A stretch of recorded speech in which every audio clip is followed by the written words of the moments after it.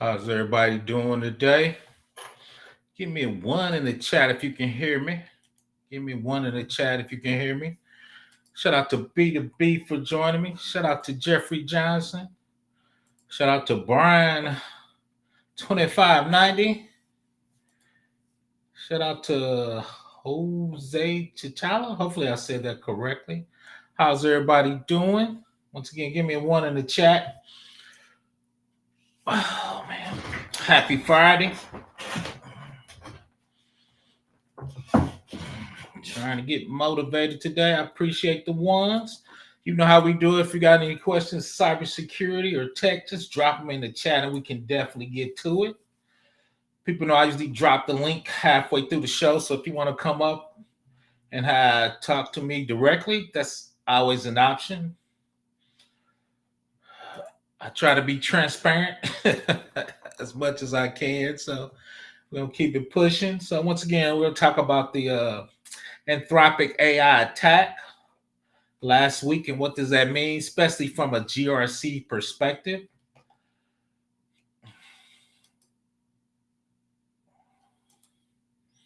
So I think I'm gonna play the news article real quick before we jump in there. So let me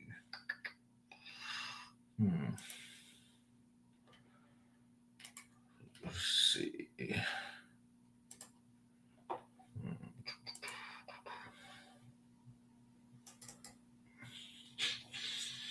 Once again, if you got any questions, drop them in the chat. As most of you know, when you do stuff live, sometimes you just be kind of winging it. So we're gonna make it work today. Let's see. I think that's it.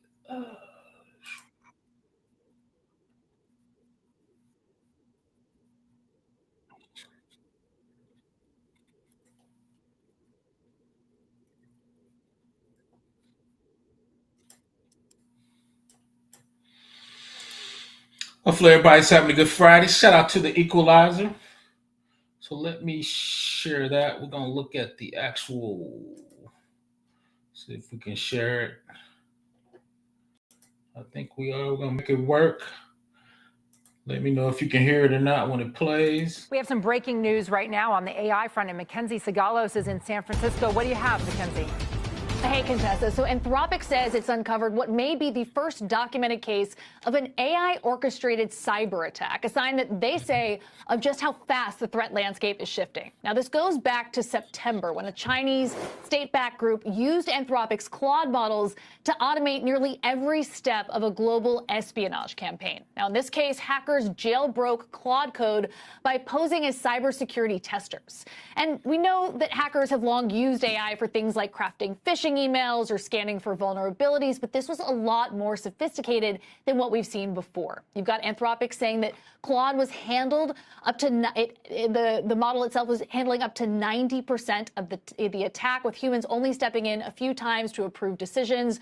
So we're talking cyber attacks with the click of a button, Claude essentially writing and deploying exploit code, stealing credentials, exfiltrating sensitive data, and even documenting the attack to then reuse later. Roughly 30 government and corporate targets were hit.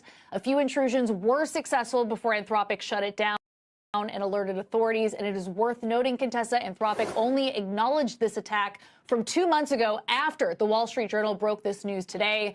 Anthropic, they are calling it a turning point where AI has gone from assistant to operator, warning that unless defenders start using the same tools, they risk falling behind. So I thought that was super interesting. Right. So now they're using AI to attack, right? And what that looks like, and us as GRC professionals, governance, risk, and compliance. What should we do to prepare our companies and divisions for those types of attacks? So I'm going to just kind of walk through that. Once again, walk through that different pieces of that. So everybody know I'm in this 800-53 person. These are the 20 security families. So that's actually going to be an incident response post-mortem, right? Meaning after the attack happens, we go through it and figure out, did they steal information? But it goes the other way around. if other companies are getting hacked, we need to try to figure out what happened to them so it doesn't happen to us, right? So that's kind of what we're going to doing today, and what I guess incident exercises you could do in the future to actually run through these scenarios. I don't think that's really well. A lot of times, if it's a current attack, they want to make sure they know how to block the attack before they start talking about it, because then you get copycat attackers and stuff like that. Now, don't get it twisted. The big guys that are critical infrastructure, a large company pays a lot of money. They knew it. They knew it 2 months ago, but the regular person, the regular company, that they won't know it before that. Because a lot of times, once again, they want to make sure they won't have copycat killers, and just kind of locking it down to make sure they know how to block it. And we're going to talk about that. IOCs, indicators of compromise, what those are, so they can put those into your current security tools. Defenders will have it in there. Mandated softwares, those high dollar softwares will have that in there. But that's an excellent question. That's an excellent question, though. And two is, Brian, let's don't get it twisted. I'm not 100% right. I'm just giving you my opinions on some of these. If somebody has something different, I'm up for discussion. Even though I'm old, man, I'm still learning, especially in the AI field. That's a different movement. To be honest, I'm trying to get up to speed in AI, right? I've been using ChatGPT for some GRC pair programming and some other stuff. So I'm learning like everybody else. Shout out to Casual Economists. Definitely one of the day ones. People while working is facts. So let's keep rolling. I appreciate that. Catch me on your lunch break while working. So this actually came. I put the link in there. This actually came from the Anthropic website. So if you look at the phase 1, human operators provided the target for the cloud operators. You heard them. They tricked Claude and said, "Oh yeah, we just testing some stuff." Now they was attacking companies, right? So at the top is the MCP servers are called to perform and gather information, finding records. MCP servers are the one that actually do the work, like you said, go to scan tools, change documents, retrieve tools. So that's kind of doing the work. Because when the first AI came out, you would be like, okay, I want to do this. It would say, this is how you do it. It wouldn't do it physically or logically. Those MCP servers are actually the ones that do it logically, right? They're going to go out there and, like you say, do reconnaissance, do exfiltration of data, right? Phase 3, direct and iterative vulnerability scan based on your findings. So once it scans your box, it says, oh, they're running defenders, this the version. These are the findings we know that can attack that defender version, or this is the Oracle database. We know this. Oh, definitely in there. Social engineering, because they're going to send out phishing attempts, right, for you to click on. So that's the thing we're going to talk about. And I'm still investigating. I don't think there was any new vulnerabilities or attacks. It just did everything at scale and speed. So instead of doing social engineering by itself, phishing by itself, exfiltration, it's doing it all at the same time, right? So what area you weak, you're gonna find. So if you got social engineering, but your email is tight, you train your people, like, okay, let's see what vulnerabilities in your website. Oh, you're using AWS. Let's see if you got any open S3 buckets, right? So I think it's doing a myriad of attacks all at the same time, all at scale. So I think that's what the difference is. But definitely social engineering is going to be in there. Let's see if they had that in there. Direct phase 3, attempt exploits, validated callbacks, human review findings, and directive further actions. Phase 4 and 5, internal recon, obtain credentials and access data, attempt to exploit and validate callbacks, human review findings, and direct functions again. Those are the tools. But now social engineering is definitely in there. Let's see what my man MJ Cannabis says. With AI GRC, there are new things. Oh, yeah, many more. I love facts, and I'm behind on that 100%. I'm really getting up to speed on the MCP service, so we start probably talking about those in the future, especially from Claude and from a development perspective, because you see a lot of development teams using Claude, but once again, you're opening up some new attack vectors by using those AI services. Once again, I'm getting up to speed on there. Shout out to Larry, the PMO expert. Give him a shout out. Thanks for joining. So let's keep rolling. That's what we just looked at, right? We're gonna look at that again. Let a few more people fall in, but I think once again, and people knew that were coming. People knew that were coming. I did a video on the AI-RMF risk management framework for that. So shout out to Struggle Securities for joining us. We're gonna shout out to him. I think he got a promotion, doing big things. So glad he could join us. But yeah, so once again, that AI Anthropic, and once again, we're gonna look at the news article a couple times because it's only like a minute and a half. I think getting ready for that, especially from a GRC perspective, especially from incident response, threat modeling. We're going to talk about how would you do a threat model documentation for those type of attacks. A lot of times GRC does that type of attacks. Oh, facts. Facts on the inflection point. It's only going to become worse and worse. Oh, man, I'm right there with you. I'm exhausted, man. I'm older than y'all, everybody in here, though. Let's keep rolling. Shout out to them. I'll drop the link in a minute if anybody wants to come up. And the thing we're going to talk about is MITRE, talking about TTP techniques of how people get in there. I got the MITRE screenshot from the Chinese, I guess, nation state and their normal attack vectors. But to be able to track them, you got to have your logging type. Where you doing your logs? How do you protect your logs?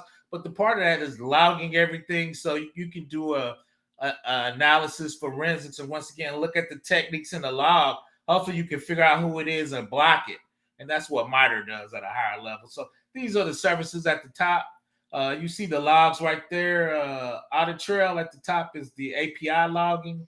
Then your actual system logging is the CloudWatch Trail. Then hopefully you would have another set where you will move them off site, where you would be going to the Big Dog Splunk, Elk Cache.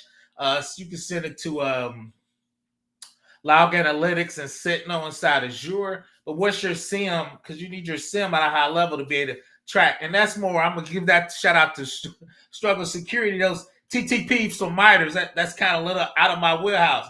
PBO is excellent, but that's something I don't touch. I look at it for TTP. I try to make sure my SIM is looking for those MITRE techniques. But I am way out of my depth when you start talking about TTPs from nation states, right? That's a different level. As the rappers say, there's levels to this, all right? So this is the NIST AI-RMF risk management framework. So at the top, these are some of the things we're going to talk about. The application context, we know that was AI, especially Anthropic, and how they were attacking. We talked about the data input. Right, they set it up like it was a test, but they were actually attacking people. The AI model was using, right? That was I can't even think. Anthropic's model to verify and validate, task the output. We were looking at the MCP servers and what they were doing to attack it. And once again, people and planet and application context. Let's see what my man MJ Cannon says. Best way to NC application use none of the shows you and run MCP. So no, that's cool. Like I said, I probably set some stuff up.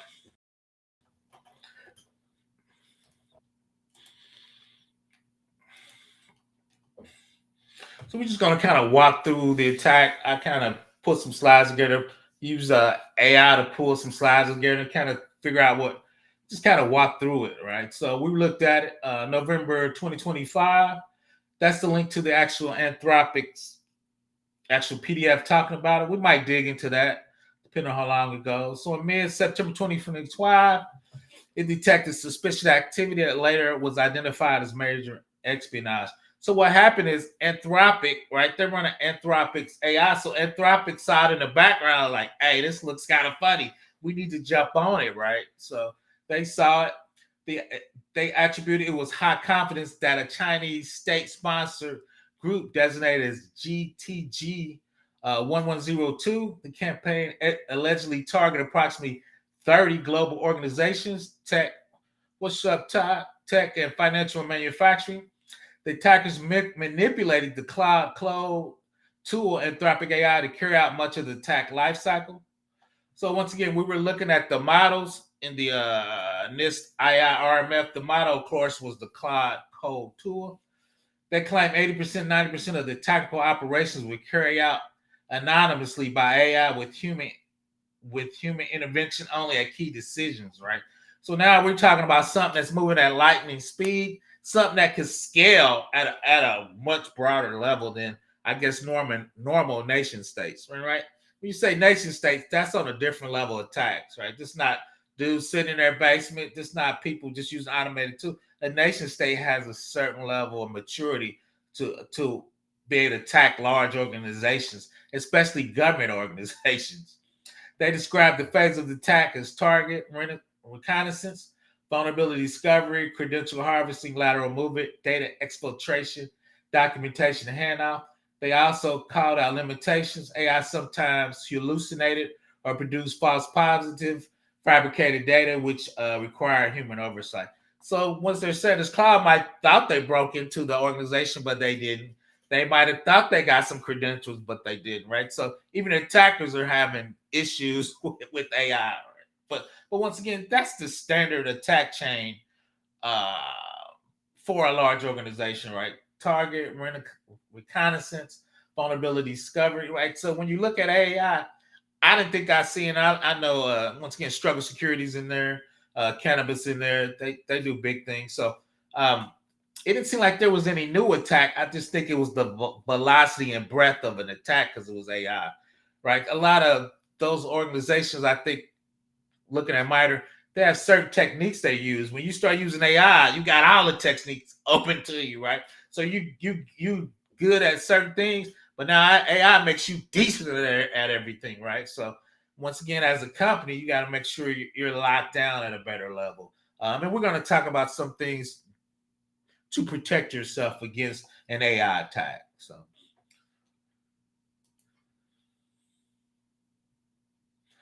key sections to focus on. Here are some specific parts in there. A lot of people know I do AWS, so inside my AI, when I put stuff in there and go back and forth, a lot of times it talks about the AWS architecture, but it's still going to be the same a lot of times for Google, Azure, right? The cloud and how it attacks each cloud is going to be the same. Right? So attacks life cycle and AI integration. Report charts how an AI agent was used across the phases. This is useful for modeling new threat scenarios. Technique indicators and limitations. The fact that no full IOC indicator of compromise was published, means you want to rely more on behaviors of pattern, high volume scans, rapid lateral movement credentials just rather than solely on those signatures. So just looking at the top of it, and when we look at the bottom, the things I focused on trying to present there, like they said, it's not the signatures, but the volume. Since it's AI, it's going to scan 65,000 ports probably in 2 minutes. If you see somebody scanning your ports that rapidly, I would just block the ports, right? So that would let me signify to my security team, my security architecture, my incident response team that something happens, right? Like they said, not the signature, but the volume of scans. Anything AI does a lot of times is, it's doing it at high velocity and high volume. Mitigation recommendation. They outline what defenders should focus on: AI tool governance, runtime policy enforcement, behavioral monitoring, visibility across AI systems, cloud and agent scenarios. For cloud and data engineers, the port relevance is in how the automation of reconnaissance and exploitation could impact a large scale, any really cloud, AWS, Azure, Google environments, data lakes, API, etc. Right? Because a lot of times those are open up to the internet. Anything you have open to the internet is open to be attacked from AI. All right, you can do reconnaissance, scan, figure out what ports open. A lot of times those ports are going to tell you what's running on them and what versions are running on them. So I think that's kind of what's in play here. Given your interest, we're talking about NIST 800-53, Pub 1075 dashboards. how to apply the findings, update your threat models, incorporate AI agent driven intrusions as a new threat vector. We always talk about tabletop exercises and threat models and Stride from Microsoft. So you got to run AI in there now as the new threat vector in there. And at the end, we kind of walk through setting up a tabletop using AI as a threat vector. Enhanced audit logging and monitoring. We were talking about that at first. We looked at the logs to make sure we had them, but look for patterns such as automated tool chaining, large volumes of requests in the short windows, credentials harvest, then lateral movement. Revise your penetration testing policy. Include scenario where AI tools generate scripts exploits rather than human hackers. Data ingestion pipeline, make sure ingestion systems, S3, F5, anonymous behavior monitoring, unexpected high throughput, vendor AI tool governance. If you are using AI for development, coding, automation, make sure those tools has governance logging and monitoring cut on. Right, so I think we have this new development and programming background, but I don't think we have the governance yet and the security really to kind of figure out what's going on with those AI tools. Let's see who knew AI would be AI would be a threat. Facts. We all did. Nah, thanks for joining. Let's keep rolling.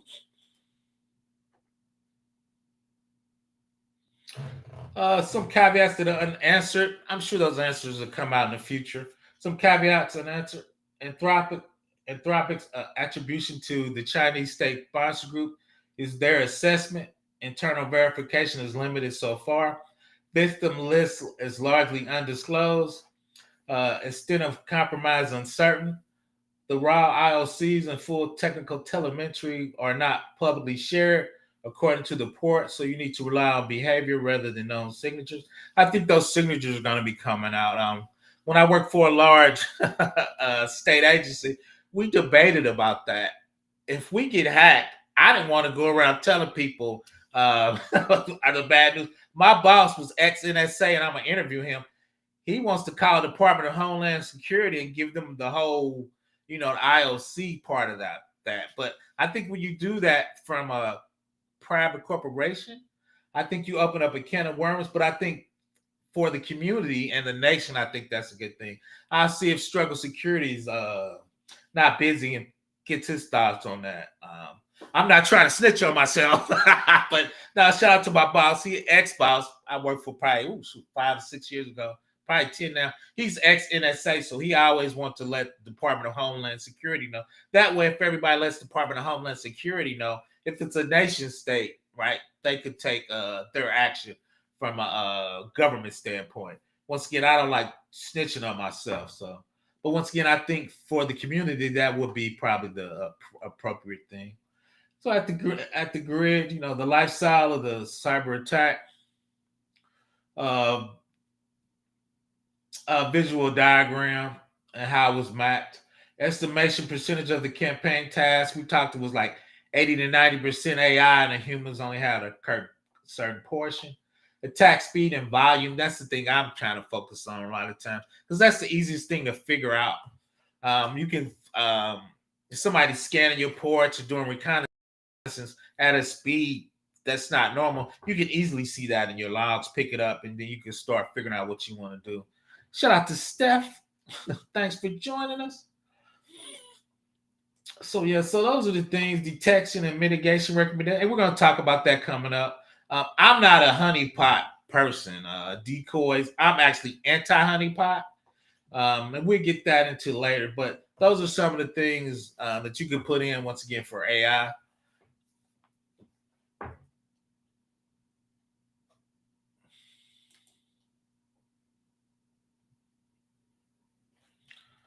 Let's see what Steph says. Okay, I'm sorry I missed Jeopardy. I might need to show up for Jeopardy. So once again, threat model update. We're gonna look at some threat models. I did one actually in study GRC. So, and I think that's a lot art. You don't see a lot of people doing threat models very often. Once again, inside NIST, I think you have to do a threat model. That's why I always done one.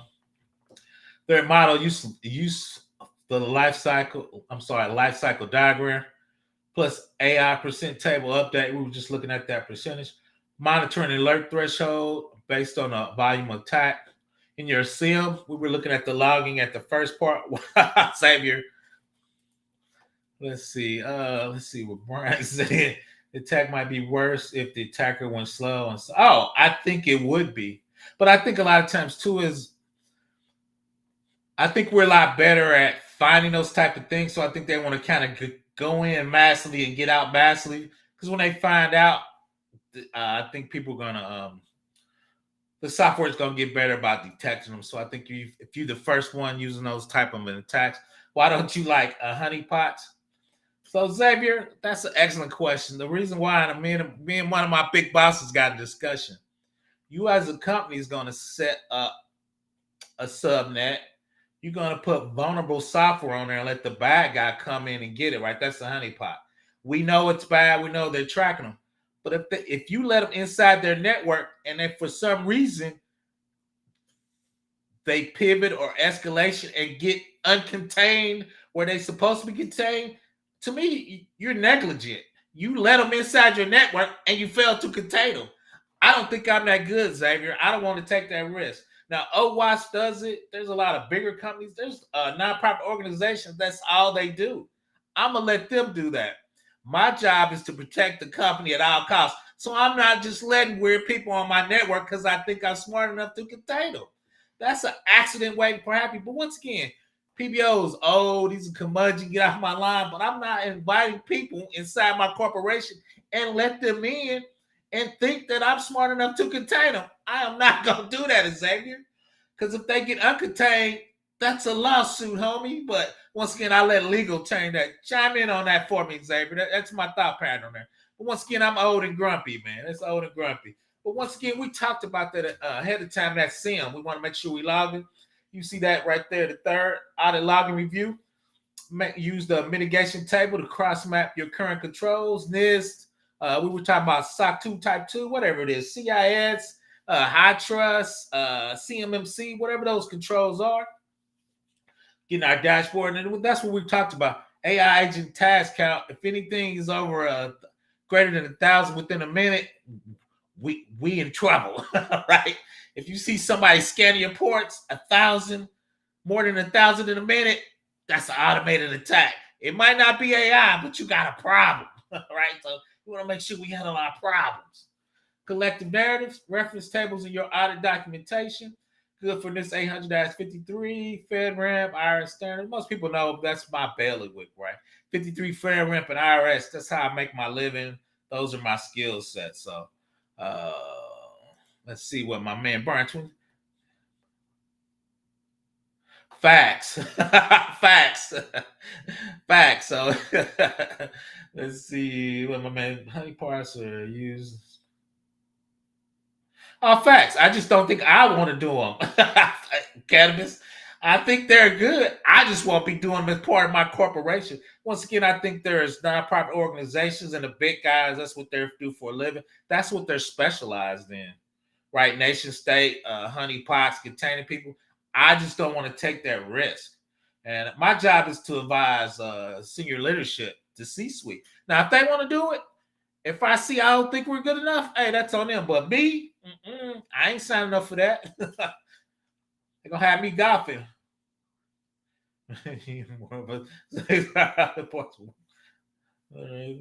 No, facts. Like I said, I always come from a business case. And my job is, I always tell people, I work at the pleasure of the CIO. So my job is to make sure we don't end up on the news inviting bad guys inside your network, especially the maturity level of your organization. I see a lot of mid-level companies talking about honeypots. I'm like, dude, you barely doing hardening, man. What are you talking about? Right? But once again, that's me, Grumpy Line. So I think you need to be at a certain Mandian level. Shout out to my man, Struggle Secure. The big dogs can do that, man. You get a lot of companies. I'm like, Dude, we got 1,000 findings we haven't fixed yet, man. You talking about doing a honeypot? Are you crazy? Once again, this is the MITRE attack. The bidder is the suspected South Asian cyber espionage. That was that group we were just looking at. I forgot, was it 1,000? Yeah, I think it was 1002. But that's it. So once again, we know MITRE on top of it. MITRE has the TTPs normally used by that group. You see a few there: enterprise, acquire infrastructure domains, application layer protocol. Now though, it's doing it all at hyper speed. Right. So a lot of times we want to use MITRE because they know their techniques of how they get inside organizations. Now, I think it's going to be the same techniques. It's just at scale, right? AI makes it at scale and speed.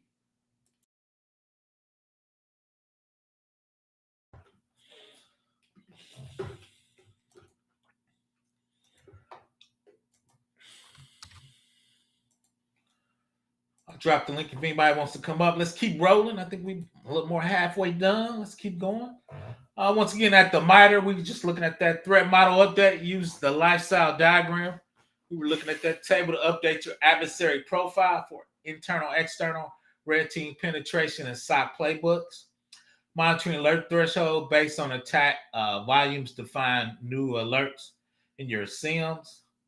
Audit log reviews, your mitigation table to cross-map your current controls, NIST, AUCA family against the recommendation. Once again, greater than 1,000 counts per minute. Compliance narratives, reference the table in your audit documentation. We're going to look at that. I kind of set up a threat model, kind of get it started to see what that would look like. Oh, here it goes. We started the threat model. So what we're going to look like, GRC, then what we're going to work with our teams on what we want them to handle. Right. These are the requirements we send our security team that you should handle. That's who I needed to show up, man. Hi. Man. Come up. What's going on, man? Hey, what's up, man? Can you hear me? Yeah, you clear. Can you hear me? Can you see me? Am I on? Yep. I put up the screen. When these babies might be running by soon. Anyway, no, just listening in, man. Yeah. That's cool. I was gonna ask you a couple questions. What's your thought on the AI TTP and the MITRE thing? I guess I haven't even been able to jump into that. I've seen the articles and people mentioning that, hey, we're at this inflection point here where, because it's been.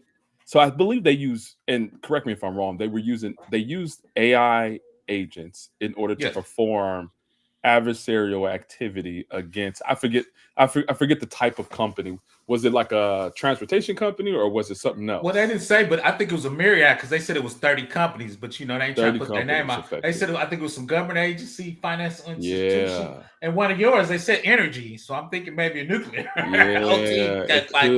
It could be that. Yeah, that's pretty crazy. And it's like I think that everybody has been saying it within security. It's like, the bad guys are going to use AI in order to do bad guy things. So, I just think that this is just a manifestation of what everybody has been seeing. Yeah. And I think what needs to happen is that we need to use AI more within the cybersecurity services that we do for our customers. Like if we're gonna, I think that if you're doing pen tests or red teaming or anything today, you gotta include an aspect of AI in the way that you test, because the adversaries are doing it. I mean, even creating AI agent, red team, pen testers type of thing, right? You know what I mean? So yeah, those are just some of my initial thoughts. What were you gonna say? No, you're right there.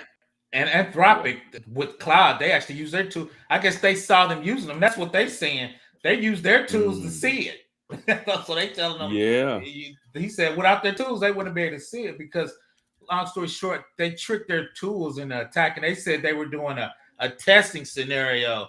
Right. The test was actually real attacks on real company. And I guess they saw it in there, they got a big SOC center. They like, yeah, this looking kind of funny. So yeah. And you're seeing a lot of these organizations, especially like these AI and NVIDIA, they are hired, like Anthropic, I think they just had a really large cyber role there that they were hiring for. NVIDIA is hiring like right now for cybersecurity engineers, solutions architects, and cybersecurity industry folk. I think I even saw a role for like an embedded pen tester So they're getting ready and they're resourcing up in order to get ready for what the bad guys are doing. So they might even had hacks most recently too. So man, it's pretty crazy. Yeah, Brian 25 and said AI models are inside Docker-based toolkits now for offline. Oh yeah, I mean, because those containers are easily set up for those AI models. So if you're gonna set up for AI models, the next part is the bad guys gonna use them to do bad things. So. Absolutely. So let me it's changing, man. It's changing. Oh no, I'm just saying it's just changing. Yeah, for me, it's changed, but like you said, I just think it was the natural path, right? If we're gonna use AI for good, you're gonna use it for bad, right? We went from mainframe and client server to cloud, so each one of those things had bad people in them. So absolutely, for me, it's just the natural progression. This seems to be, but I think each iteration gets faster and bigger, though. That's the thing. I'm like, oh my god, that's it. That's true, man. So then, how do we get ready for it, right? As like more, definitely with you, more seasoned practitioners. Do we need to? I don't know, man, because I think that because we're still managing and dealing with and securing aged infrastructure, right? Government and industrial, energy and critical infrastructure, water and wait, like these places are still very older, but at the same time, they still are targets for the adversaries. Oh, they're big targets. They're big targets, man. But I think that's and I was been talking about this is the cool word I hate is when you have a lot of technical debt, right? Technical debt. Because it's hard to upgrade and to get to the newer stuff. So now you're trying to protect old stuff against the new stuff. So it's kind of like, dude. So that's kind of tech debt is the big. I was at a large. I don't know if you heard of ACI. What does ACI stand for? It's like an airport conference. Does ACI stand for? I'm just looking for. But anyway, I was in Toronto a couple of weeks back. Large airport conference, and one of their top conversations with that was that specifically of cybersecurity for their aged infrastructure environments, and they continuously mentioned technical debt. I got to manage these things. I got to create visibility into these systems. I need to understand the telemetry coming from them. I got to be able to detect if they've been compromised. And I mean, these systems I'm talking about are like baggage handling systems, terminal lighting, HVAC, and other IoT systems. And it's just like, airports, their primary goal is to move people from one place to another place safely, securely, efficiently, and they want a really good experience. It's almost entertainment to some degree, right? But at the same time, they have all of these systems that are technical debt that they really aren't really taking account of. I mean, and the thing we did that made it worse is people were like, so they hooked them out to the internet. So absolutely. So you can see something there. When you hook them to the internet, now they're open game, man. So that's the problem. Absolutely. It's like, or even hooking those systems that are typically like your enterprise servers, right? That handle email and mobile devices. You're hooking that up to your baggage handling system that's conveyor belts and sensors and alerts and alarms. A lot of they're even a lot of times immature in that area too, in segmenting IT from their OT. So but like you mentioned, if they're connecting their critical infrastructure systems to their IT enterprise environments, they're automatically connecting it to the internet. Yeah. Because what enterprise organization doesn't have internet for their regular employees? Yeah. And people always talk about this is, and we're bad about it, is logically separating those systems. But I'm like, okay, what does that mean? Does that sound cute? When I look at it, it's on the same subnet. So I mean, you're talking a good game. Yeah, you're talking a good game, but they're not separated. It's like, the thing is that but requirements are coming out though. I don't know if you see. So I had to track all this stuff. So TSA has the security directive, right? The Transportation Security Agency. You also have the FAA, which is the Federal Aviation Alliance, I believe is the name. But they both say segment IT from OT. More specifically, develop network. I'm reading it. Develop network segmentation policies and controls to ensure that operational technology systems can continue to safely operate in the event that an information, this is enterprise system, has been compromised and vice versa. They're saying segment those places. I mean, you need to separate AD, You need separate network segmentation. You need separate methods for remote connectivity. You need separate vendor access. You need to separate the two. But at the same time, many organizations, many airports are still immature, and they do not have that. Some of the largest. I don't want to say names, but some of the largest in the world. But you know this, and I got my hand slapped. I said, it says we need to separate them.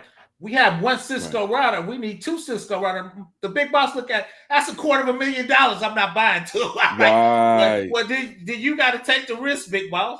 Right. But I don't blame you. You're gonna have to take that risk. Yep. I said, but he was cool. He's like, I can put it in the budget 2 years from now. I was like, we're a state agency, man. I don't have $250,000. Hell, I took me hell to get the first one.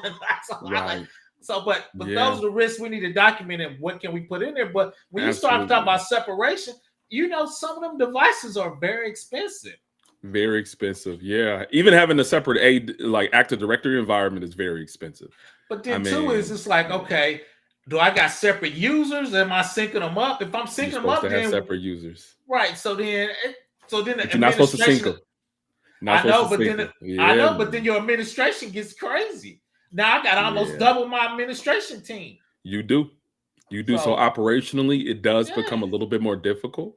But at the same time, I mean, think about it. If I'm getting a call. I gotta get back to you. That's cool. I appreciate you. All right, man.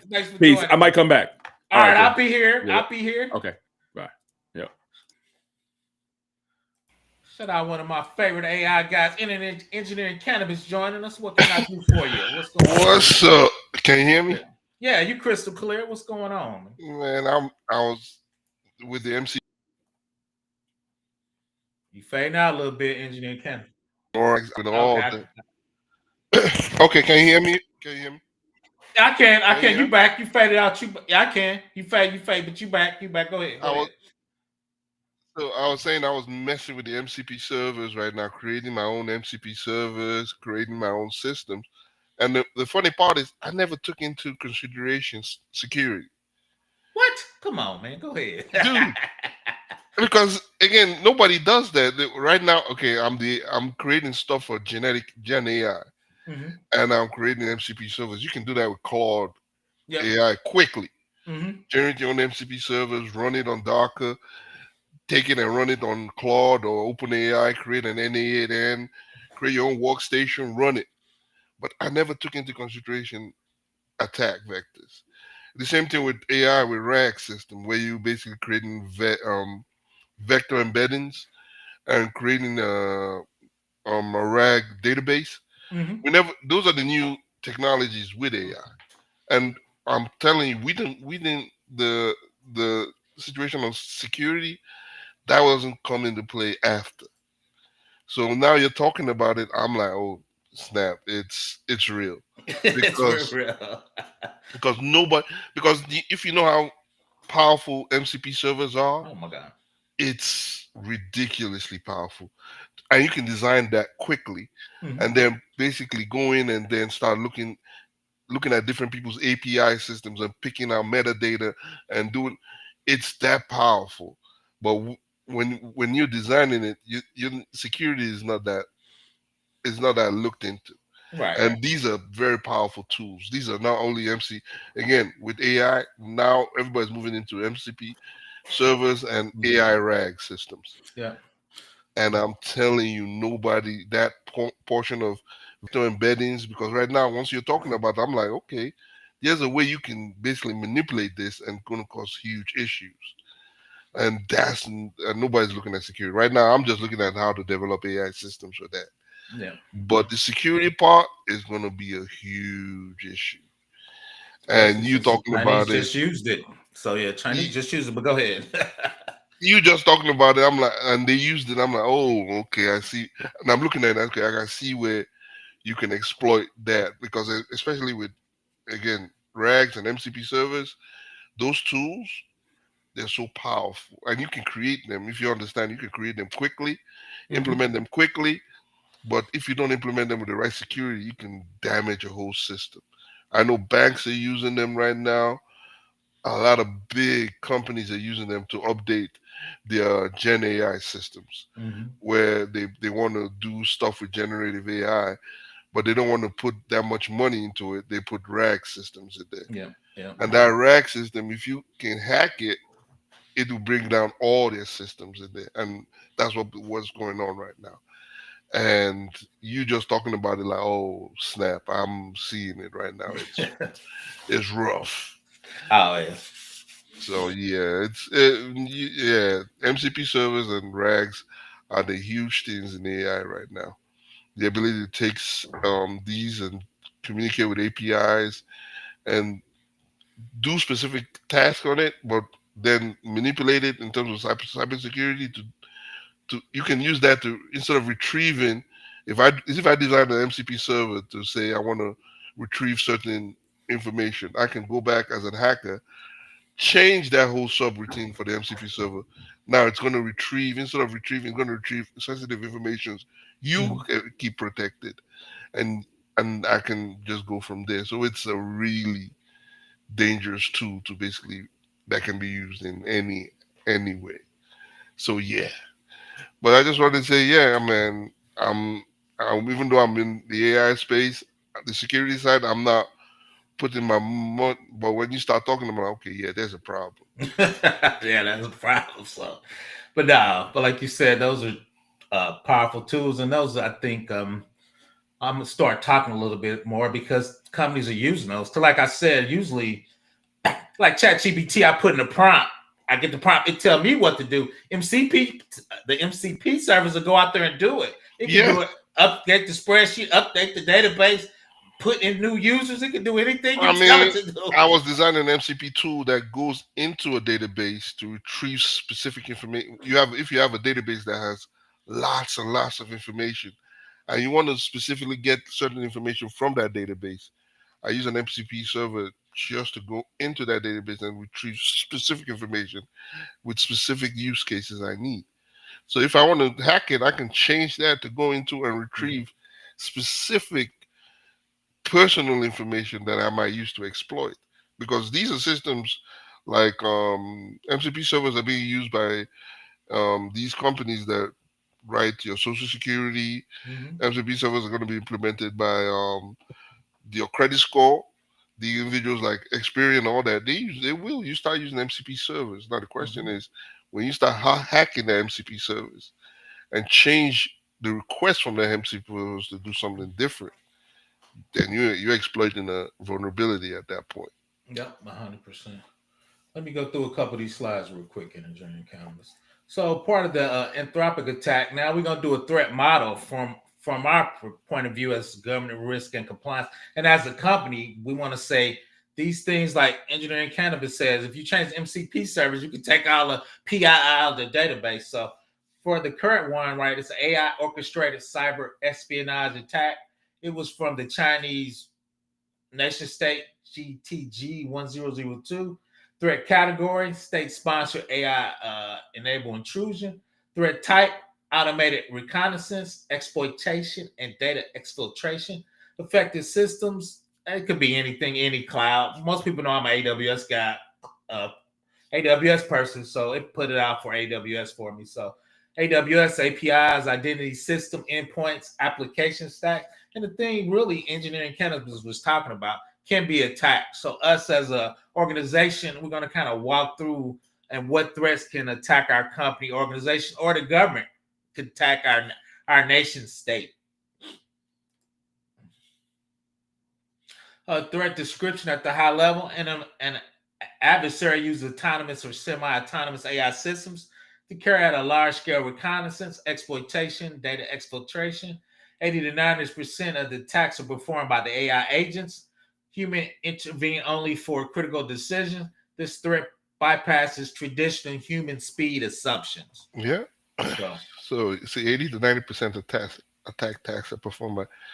So the automation is, it's going quickly. It's going. No, I'm telling you right now, it's going quickly. There are a lot of tools being created. Right now you can run a whole AI agent on, again, this platform NA8N. You can run a whole workstation and all that and create a whole AI agent quickly and a whole system quickly on NAN and run it and see how it works. And man, there are a lot of powerful tools being created right now. Like you said, it's scary. Let me hit a couple of these questions too. Brian 250, AI models are inside Docker-based toolkits. That is correct. Docker, Kubernetes, where has their version of it. So no, they're Yeah, definitely out there. the Docker's because I currently running my MCP servers on Docker MCP. They have a whole system. They even have their own database of MCP servers from different from OpenAI, from Claude, from different. They have a lot of. It's Docker's MCP. It's huge and it's powerful. Yeah. So yes, and you can then again you can run it on your desktop. You can run it locally. You can run some MCP servers locally, embed it into your Dockers. There's a lot you can do with the Dockers MCP servers, and integrate it with a lot of cloud technology and cloud systems.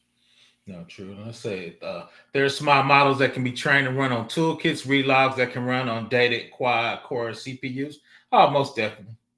But I don't know. You can always spin up shit in the cloud and just get as much power as you need for really a cheap price. So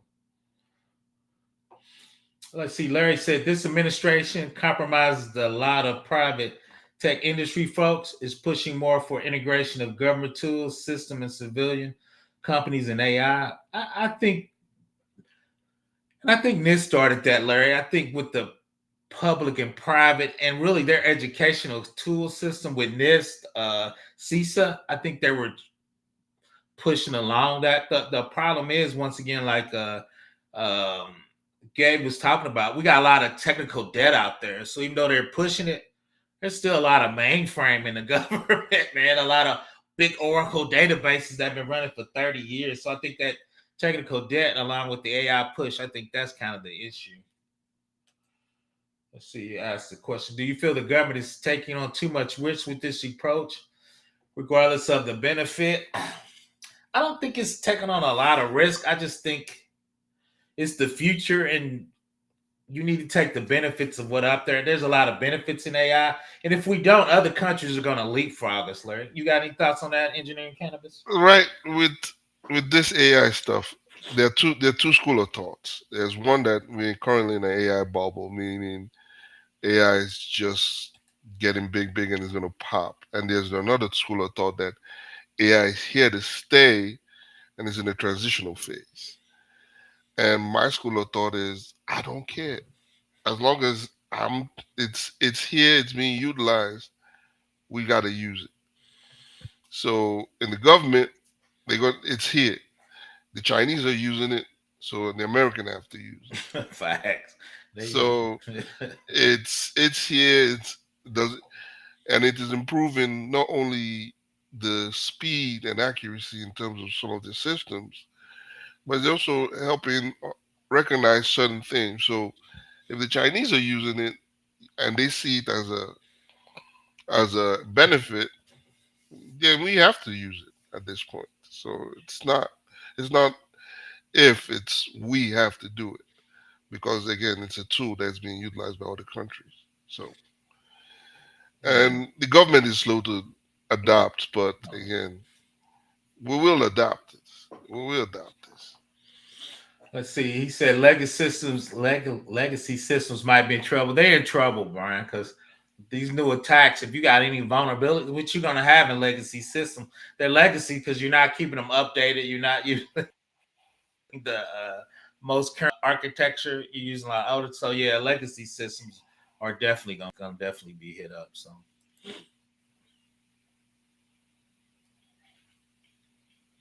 And I think Xavier was responding to me and Gabe's conversation when it's so expensive. It's like they want to buy guys have it easier. Yeah, but a lot of times people say segmentation. But like I said, I was at a big client and I was like, well, we got one Cisco router. We need another one. That's $250,000 of equipment. But it might be cheaper now. That's probably a decade ago. But it's like, dude, he was like, we ain't spending over another $250,000. Yeah, we took us forever to get this one. So but that's a lot of times. But two, we got compensating controls. We can talk about risk and what we can do inside that. So, Let's see. MCP requires low high skills. You need to know how systems work beyond DevOps. I, Not really. yeah, I was gonna chime in on that. I didn't think. Not I'm like really. you. I'm like, yeah, not No. really. But it's MCP. I'll say this: the MCP servers just understand. It took me time. It took me like 2 months to learn how that works and how to build something like that. But I never knew the DevOps side of it. Remember, MCP servers, the goal is just to aid with the AI agent to do specific tasks. It's just a tool.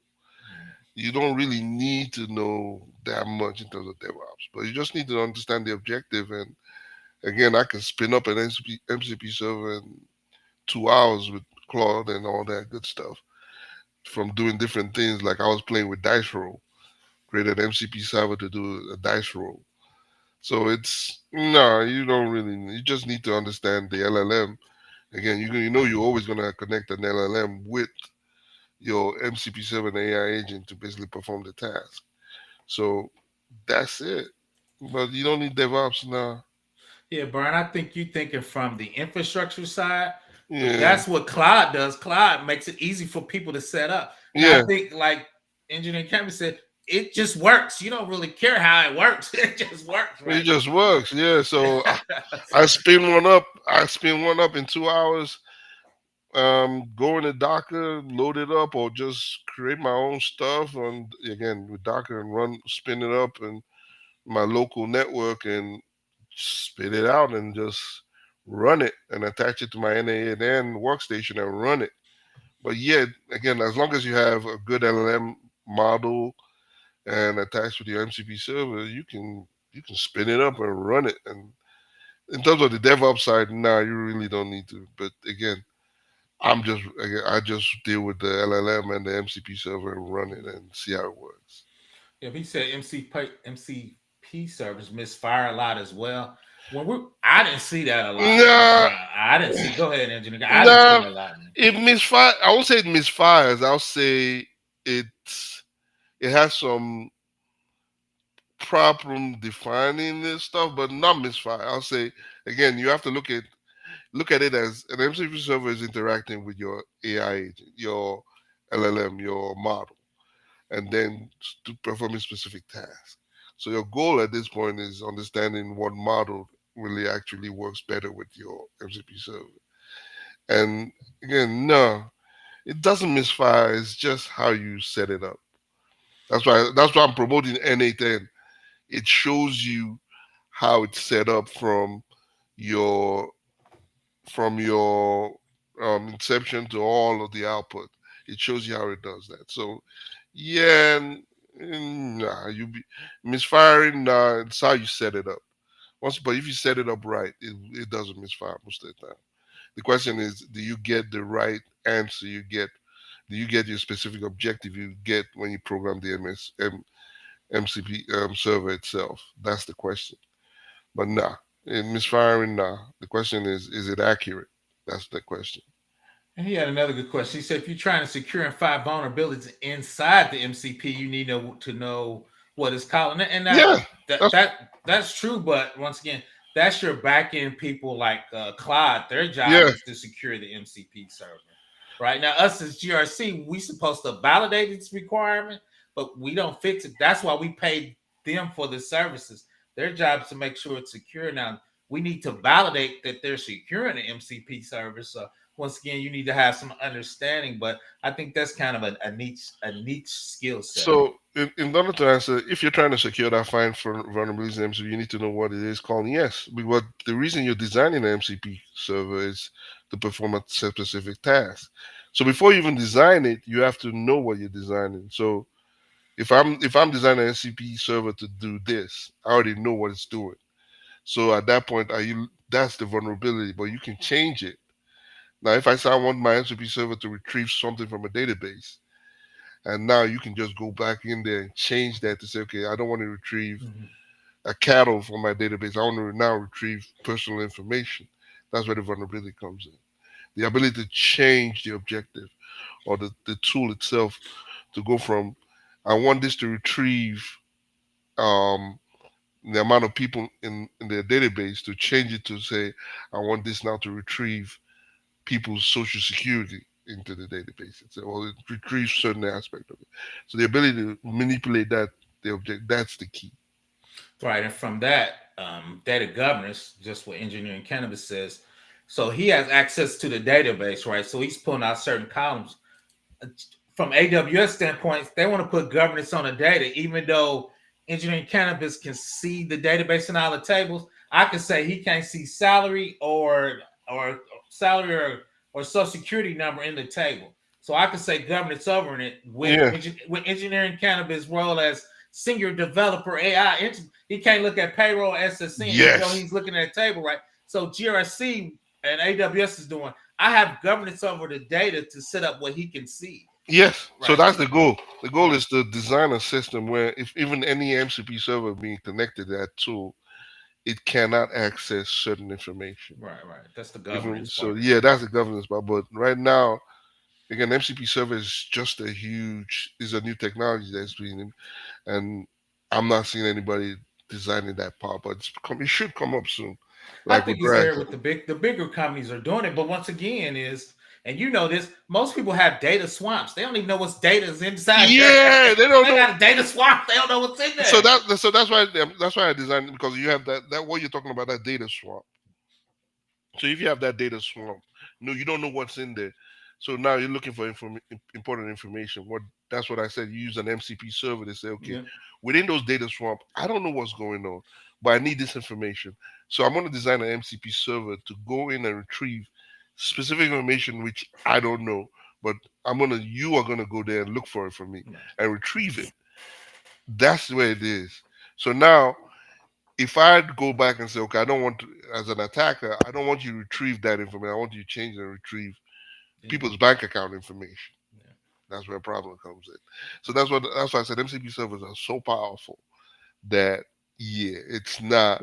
You can spin up something like a couple of hours, and now they're using it to attack things. So this is a huge. And so that's kind of what I've been working on lately. Is kind of data engineering swamps. The governance part about that is we need to know what data is coming in, where you got it from data lineage. Then I could say that I could put rules and say engineering can see everything in here except but money, SSN, or whatever address. But right now it's wide open because we don't know what's in there. But again, remember, there's another problem is you have to clearly define all that data. But sometimes people might go into the database, might dump databases that might not meet what you've defined as PPI. They might go in and that's actually something different.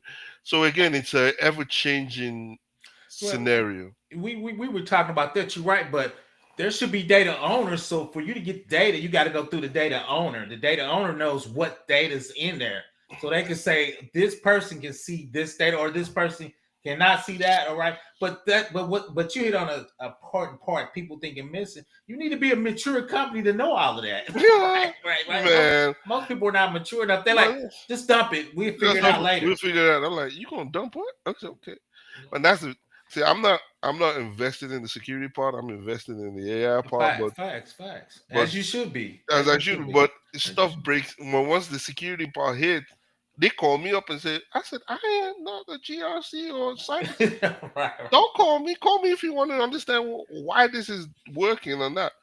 Go meet somebody else. And that's the problem. It's at that point, my skill at that point is useless. Because the security part, if it's not working, I can't implement what I do.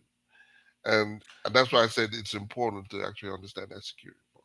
Well, I think with the partners, I tell them how security struggle is the stuff you usually doing is make money. So they tell security, give him the data and we'll figure it out later. I'm like, hell, you don't know what you giving. I'm saying, yeah. I'm like, you're trying to make money, right? You're trying to make money. Security's a blocker. So most people like, we'll figure it out later. I'm like, dude, we just jumped. You're not lying about that. Like, so yeah. You just like give it to them, let them run it. I said they're paying us a paycheck, run it. I'm like, if it breaks down, I don't know if it breaks down, I'll tell you where it breaks down, but I don't know who hacked it. I can't tell you all that. And that's why I tell people, and I'm old enough now. I'm like, just know what risk you're doing and when you do that, right? So I mean, So I tell them document. I always document my stuff like, hey, this is how everything runs, and this is how it's documented. yeah, Then the cyber folks go in and start saying, you have a lot of attack vectors in here. I'm like, good luck. I like, yeah, that's your problem. Yeah, I'm with you. So, Good but luck. that's it. Trying to get. Let me read these 3-4 slides real quick. But yeah, but trying to get in front of that, I think, especially from a mature standpoint, and GRC is your data owners got to know what data they're giving to people, right? Yes, that was They a big saying key. so. If we're accounting and we got SSN and payroll, right? Because we know what engineering cannabis makes X. So we need to know how long he's working in this particular is going to cost us X, right? So, but that's fine. He should see what that is. We know what his payroll is. So, but once again, that's the maturity of data linkage, and really moving from a data swamp to really getting Of your data under control. centralized, Yeah, a centralized governed.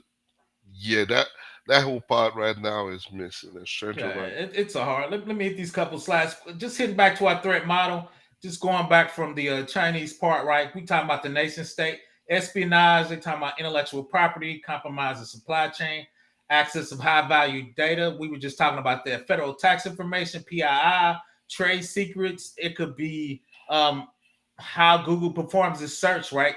That's intellectual property, right? That's IP. That's expensive. So how do you protect that inside this land of giving everybody data and what they see? Right? We talking about the capabilities. Once again, autonomous AI agents able to chain tools together, ability to process. This is the one for me. Thousands of actions per minute, right? So we done up that automation game for the bad guys. Auto generation of exploits for scripts and payloads, automated scanning, lateral movement, and data exfiltration, and large scale parallel operation, right? Once again, we're moving at the speed. Then the threat events for that are agents enumerate external surface attacks. And engineering was talking about that with them MCP servers. You can do a lot of things parallel. And the thing that gets me is the velocity of speed you can do it. Right. Do a lot, break a lot, and do. Oh, it's bad. Yeah, vulnerabilities exploited, publicly exposed endpoints, weak IAM roles, misconfigured API endpoints, and the impact. Attackers obtain a full map of your cloud environment faster than the defenders can respond.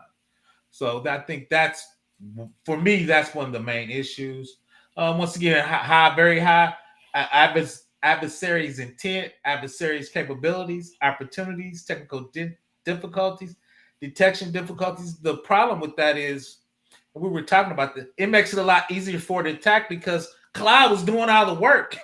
So it was setting it up and making it easier to be at a high level nation state attack. So now you're gonna have weak hackers become great because AI is pushing up their level of knowledge. It's not their knowledge, it's AI knowledge of what they using to do to attack you. Go ahead and chime in on that, engineer. It's true. It's expediting how it's done, and again how to change it. So if one doesn't work, now you can quickly deploy another attack method. So the ability of the AI, it's the ability to change and quickly adapt to what you have. If it's not one is not working, go for another one. If I can get into a database through a vector, your vector embeddings, can I go to a rack system to the MCP server? So the ability to quickly adjust, that's what's given that's what's helping these hackers with the AI to actually go, the ability to quickly adjust and quickly move at a rapid speed is ridiculous. Yeah. And I think the higher level, even higher than that, is when the AI agent try to attack a certain vector, he goes, "Oh, that didn't work. Let me try this vector. Yeah. Oh, let me try the MCP server. Let me Yeah. try these known passwords people might be sleeping on." So it's trying 100 different ways to attack, Wait. right? At that point, you're trying to fight. So the question is now, do you now deploy your own systems? That's why I said when you said honeypot, something like that helps understanding how vulnerable your system is and how you can get that data quickly to say, okay, they're attacking at this amount of time and at this speed with these kind of information. So now you can look at it and say, okay, these are the data and see the patterns within those data and see how fast they're attacking. What do you know? How fast can you deploy your own AI system to defend from that system. These are the stuff. That's why I say honeypot and all that.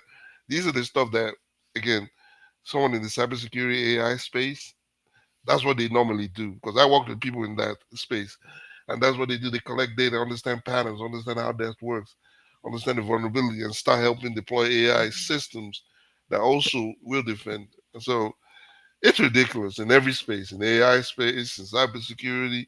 I'm seeing a lot. So No, yeah. that's definitely true. So if you look on the screen, Stride is Microsoft versions that help you do threat modeling. So their threat modeling at the top, external adversary AI agent with a human handler, reconnaissance layer. So like we were just talking about, you're using AI to generate fraudulent identities, tokens, and toolkits. You spoofing service to service identities. You impersonate invalid cloud accounts and AI enrolls. So like engineering cannabis say inside Stride, we set up AI agents to test our infrastructure to see if we're open to any of those type of vulnerabilities, right? So once again, you really got to do a penetration test of yourself, and it's really doing a penetration test of yourself. You got to do it with AI agents, right? To mimic that type of an attack. But to be honest, I think a lot of people starting off is we're gonna reach out to capable companies with that talent to actually test our systems to help us build our AI agent inventory for our internal pen test. I remember it's always going to change. So the thing is, with the human side and the AI side, the human side would always invent new ways to attack it. Facts. The AI just speeds up that way. So now you're dealing with a human and AI working in syncly together to create mitigate to create ways to basically attack your system. So it's a tool that's that powerful that enables just the way you think. Okay, I'm thinking I'm going to attack it this way. Is there a way generate? So it's a tool that's that powerful. Yeah. Real quick, let's see. Xavier said they want money, but if it breaks, they get no money.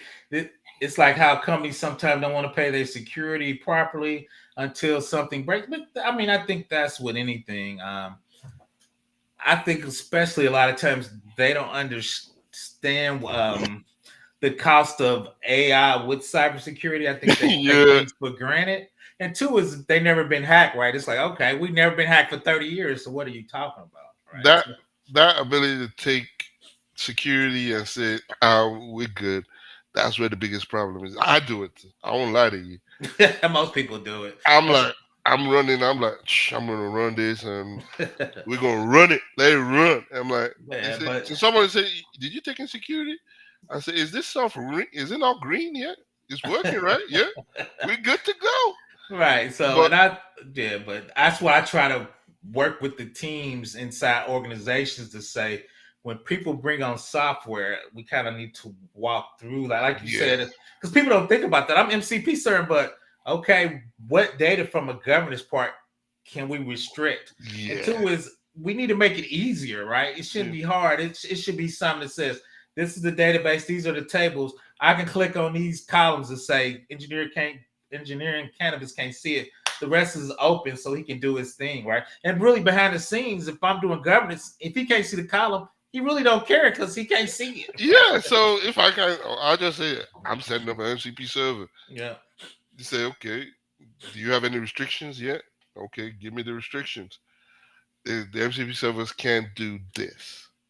Right. Is that all you want? Okay, I can write a simple variable in there. Simple. But sometimes nobody does it, and sometimes if that variable might break it or something, I'm like, okay, remove it. Or but again, security is like, to be honest, especially with generative AI and AI, security is the last result. Oh, it always is. It's not. It's like we're not. As long as it's running, it's green. Yeah, we good. Check marks green. Yeah, we good. Run it. The thing, like especially with AWS is you train on data. So if I have data governance with the data, it shouldn't really worry about the MCP because when you log on to MCP or whatever the user run MCP, I could say that's MCP can see this data elements in these tables, and it's just going to work. It's not going to break anything, right? You shouldn't have to change anything behind the scenes. the data owner should say, this team can see these data elements and not these, then you just build what you normally build. But now they give you, say, look, run it. Just pick what you need and run it. I'm right. Cool. So that's the thing I've been trying to wrap my heads around. From a mature organization, that's the data governance that we need really to work with AI, right? To be a mature company. Then we to know these data elements came from this department. This person in charge of this data owner gave this team access to see these data elements. Then two, that helps me because then I can go back when I do my review is, okay, engineering cannabis is a senior. He's seeing these data elements. Oh, I don't think he should be seeing SSNs. So, I can ask a couple people. I need to take that out. Then I need to work with you. Did you use that in any of your queries, man? Because I'm about to block it, right? So, see, that term data governance, the ability to implement that is a huge task. It's rare. Super rare. Because that data governance, because I've looked at it, I'm like, I've been messing around with data a long time. 100%. And when I try to say data governance, everybody is foreign. I'm like, yeah, it is. You don't be a mature company. You really don't want to be having someone like me be messing around and breaking shit. If it breaks or if I mess with something and your data leaks, I can tell you I don't know what happened. 100%. I was running my AI bot and chat bot. Did someone hack it? I'm not sure, but it looked like it. Did you write this code? Nah, it's not part of my. Again, with data governance also comes with data, making sure your data, you have documented data systems, documented code, documented, all that needs to be part of it. But again, in the era of AI, we just running and breaking stuff and keep it going. We're not documenting stuff. If it's not documented, did you document it? And this code was written 3 years ago. I don't know what changed. So and that's part of that technical debt we was talking about, man. We running old code with new systems and new AI. Like, dude, I don't know where the vulnerability is. We run it. No. So this is how it is. It's in this era right now. This is where we are, and it will get. It's not gonna get easy. It's gonna get tougher. Oh yeah, because we opened up. Let me hit these last couple slides. So we were talking earlier about the rate and the depth that AI runs. So some things built inside AWS is your API gateway, most common for AI bots. You could put rate limits and throttling on it. So if somebody starts trying to scan out your ports in a 1,000 per minute, you can configure it to per second rate limit, burst. You can use keys. You can use bot controls. This stops high speed reconnaissance, automatic AI fuzzing testing, parallel brute force. So since it's trying to do stuff at speed, your API gateway will be like, oh, that's too fast for a human. We need to block it. Go ahead with that, engineer. Yeah, that's true. But then the question is, how do we? These are tools that are great, but are there ways to beat it? Probably.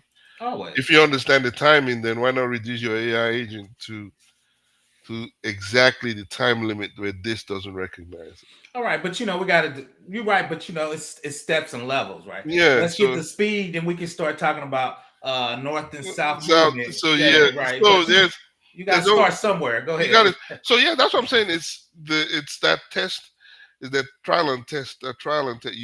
If I threw something in there, it didn't work, so I'm gonna they've implemented this. So how can I beat this? Right. So and again with the AI stuff, you can then now do trial error 25 times quicker. Trial and error. So it's only gonna get harder. But again, the learning rate is gonna also get harder in terms of deploying expertise and understanding all of this. Because I promise you, it's with AI, what I've learned 2 years ago ain't the same what I'm learning right now. No, facts. Let me hit this last slide real quick. And the other part of that, like we were talking about the rate limit here. Now we're talking about using their WAF. It's expensive. Rate-based rules block anything with 100 requests per minute. But like engineering said, you can slow that down.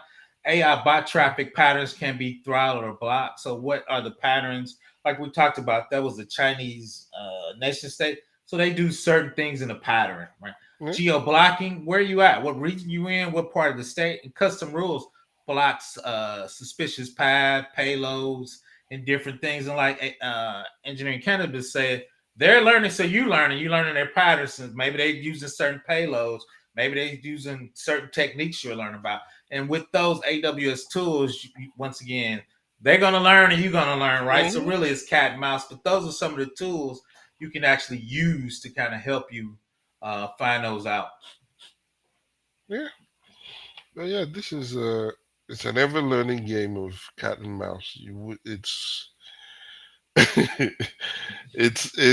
well, again, it's impressive, but again, there's a lot of stuff that we will encounter with this AI and cybersecurity as we go on more and more. Oh yeah, like you said, I'm trying to get a little better at it because it's not even the future; it's now. It's Right? now. It's yeah. You don't get. Now. I had to. I had to learn the RAG system, how embeddings or vectorization happens with new AI, Gen AI systems. I had to learn about MCP servers. I had to learn how to rule all this, and then I had to continue learning about multimodal application. There's a lot to learn, and it's not gonna change. You're always gonna have to learn new stuff, and it might not be in AI. It will be in cybersecurity. It will be in AI, but you will always learn, and something's always gonna break. It's didn't Claude something broke Claude and OpenAI ChatGPT broke down last this week, or was it last week? I thought it was last week, but no, like you said, Claude and OpenAI broke. They stopped working for a couple of hours this last week. Yeah, so it's always going to be breaking, and there's always going to be an issue. Brian 2590. Yeah, script kiddies become pros now because the script kiddies is using the intelligence and the speed of AI. So right now, so they're elevating themselves, right? So hopefully, like engineering cannabis says, some of the bigger tools, Azure, AWS, and Google, they're of course building AI into a lot of their security tools to help with those issues, right? So I think everybody's kind of scaling up. So that's kind of I guess the good and bad part of it. So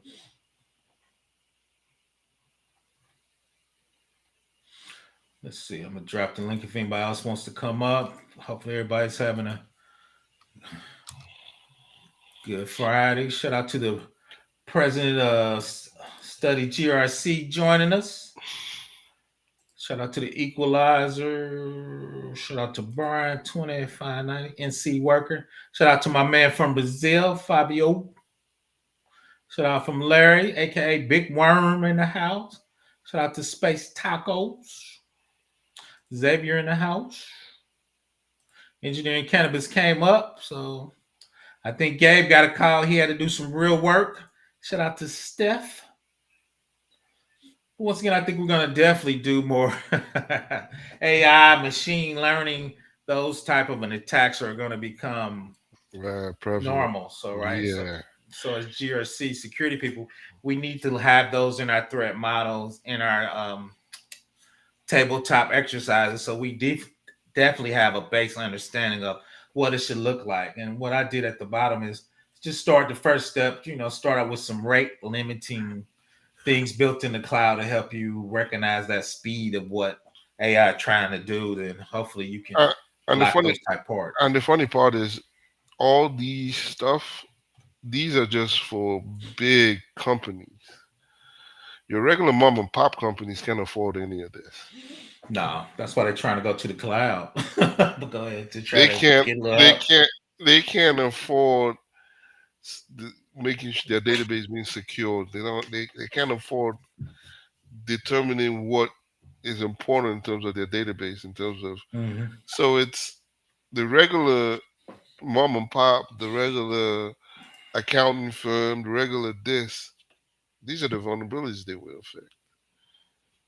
And no, that's true. Where's the best way to attack? Do you really want to attack a AWS, or do you want to attack the mom and pop accounting firm in the backyard that you can take people's information from.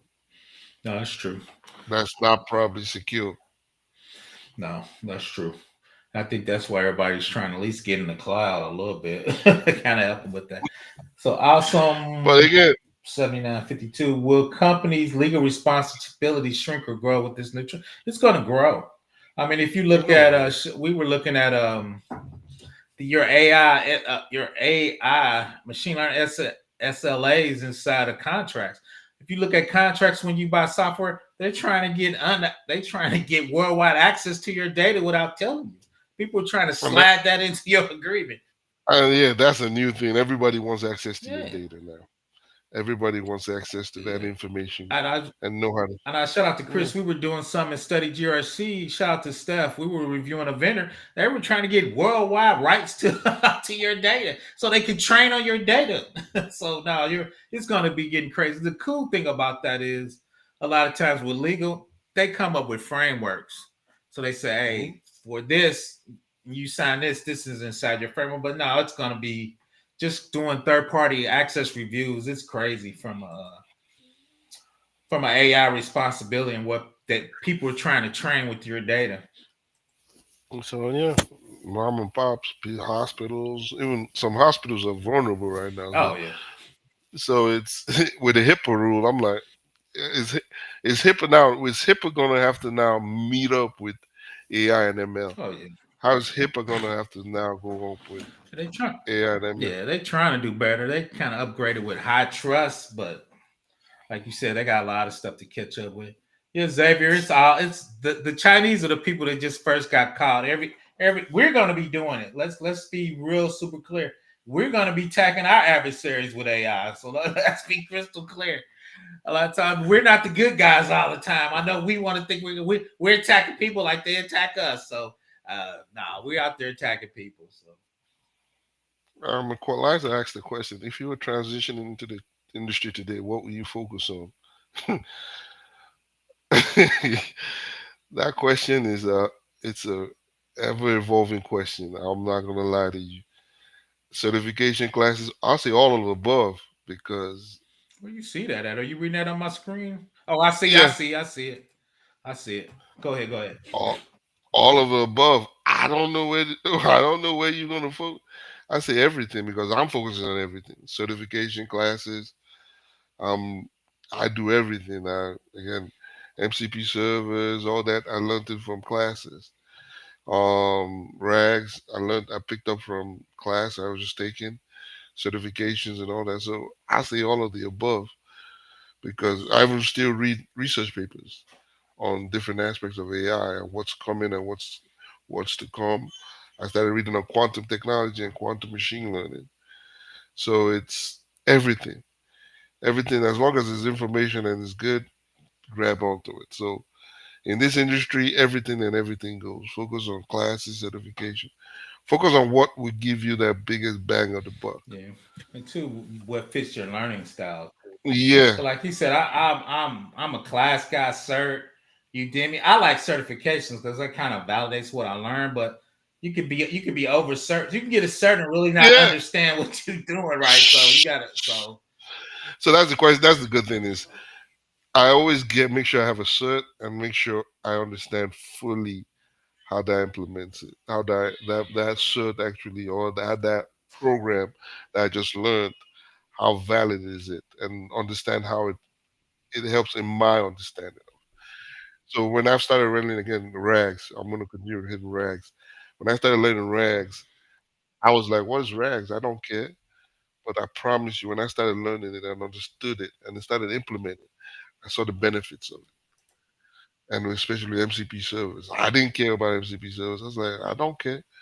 But when I sat down and learned how it works in months and how to implement it, especially with LLMs and all that good stuff, yeah.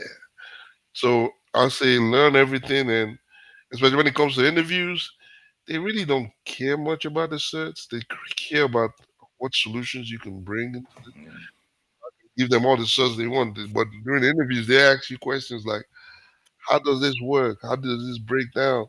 How do you do this? How does your multimodal system work? Or how does how do you program the MCP servers to do this? Standby rags and all that stuff. That's where you come in and shine. But again, all of Yeah, all about. Give me 1 second. Shout out to my man, president of Study GRC, joined us. What's up, Mr. Whitlock? Hey, how's it going? GRC Mafia. Glad you can. What you adding? What you adding? Yeah, so one of the things that you might have mentioned earlier, I had another meeting, so I missed the first portion, but good thing you're still streaming. You know, I love your 4-hour streams. Hey, he's up. He's up. Old people. But when we're talking about the AI portion, like I think this slide that you've had up is really good. But then also, it's not necessarily that the actual attack vectors are changing. It's the same methods that are being used. AI is just making it quicker and faster for delivery is what it seems, right? No, like 100%. It's not innovating anything new. Well, it's not innovating any. I won't say it's not innovating. It's learning quicker, but it's implementing new ideas. That's another aspect. It's if the old attack vectors don't work and all that, it's learning new ideas to attack it. And you can generate things quicker and implement it quicker. And that's why AI is that powerful. It's the ability to just quickly implement any ideas and implement trial and error quickly. And that's where the power is.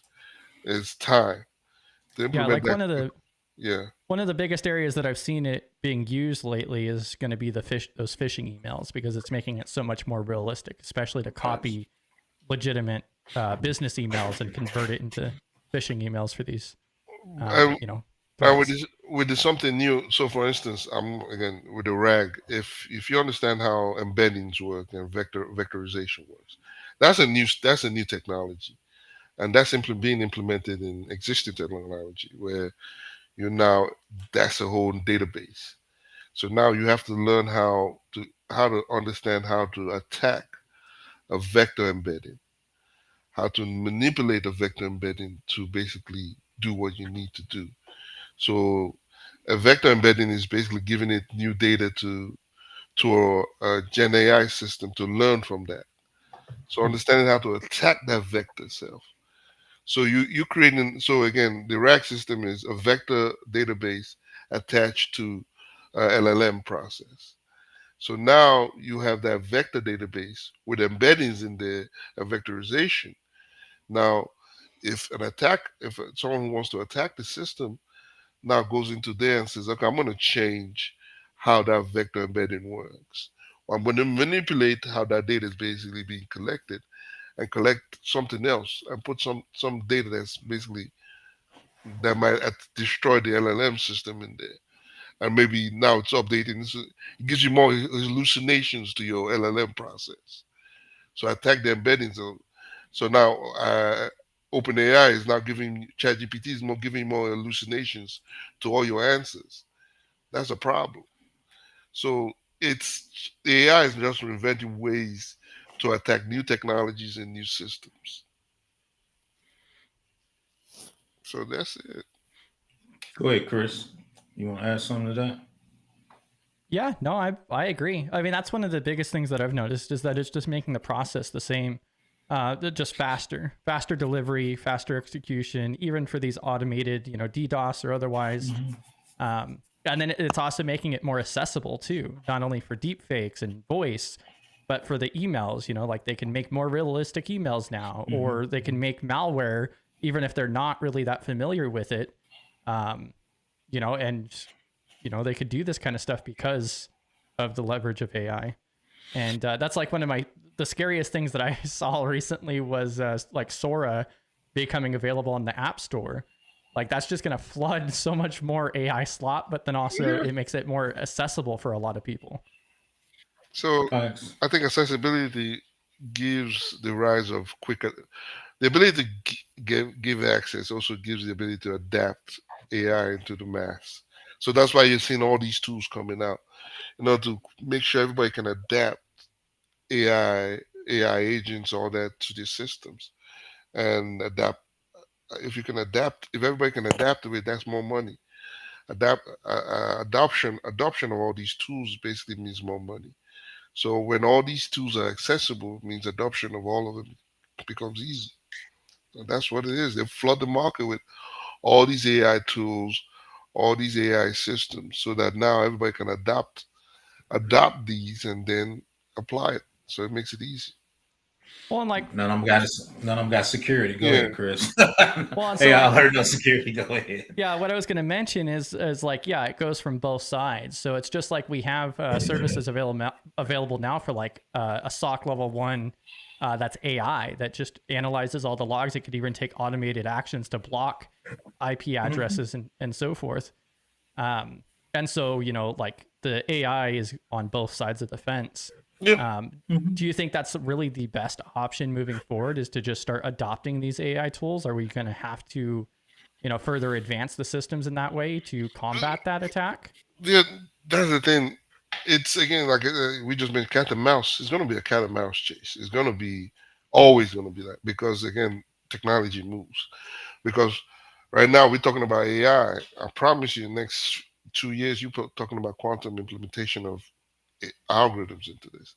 It's a cat and mouse. It's always going to be like that. It's either your AI systems and AI agents are faster than the attacker, or theirs are faster than yours. And all the expertise from theirs are better than yours. All the ways they can innovate the attacking vectors around is better than yours. So it's always going to be a cat and mouse. So The problem, and I think engineering cannabis missing, is we mentioned this earlier, is AI makes money. So all the companies are going to yeah, try to jump on the AI train and be first. So now it's the security. We running behind the train trying to jump on. and that's It already left the station. and that's the truth. Security is an afterthought. Yeah. Security is not something that we now, as long as everything is green and grid lit, it's working, it's moving, let it go until something breaks, and when it breaks, we don't even look at the security when it breaks. We look at what broke in terms of the code, or what broke in terms of. We don't look at it's something to attack it. No, we look at what broke in terms of the code, or what broke in terms of the system. We don't look at if it was attacked. We don't ask security at that point. We ask the developer what happened. Why did your code break? He might look at it and say, "Oh, I didn't see this subroutine. I didn't see this code in here. How did this come in?" That doesn't come in play. So security is really an afterthought. Always is. And the other part we were talking about was like a data swamp, because 9 times out of 10, data engineers gives data to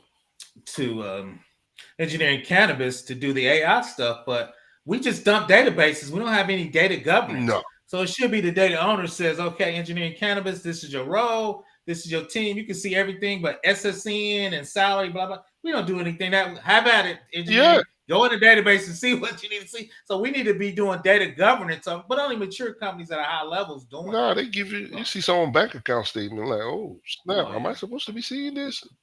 No, but they don't care. It's data governance. So I think that's one of Chris's, along with privacy, things they talk about. But in real life, you just don't see it that often. It's because most people got a data swamp. They got a data bucket. They don't even know what data's in there. it's the data governance is currently what I always talk about is theoretical. No, everybody wants to Right. implement it, but nobody knows how to. I said, do you even Right. catalog your whole data? I said, we don't even know what's in there. I said, so how do you want? So I said, data governance is it's a pipe dream that people say they want, but it's a hard process to implement. Super hard. Because Well, and like one example I was going to add too is like inside of the Google Cloud platform, like they've completely embedded Gemini across the whole thing.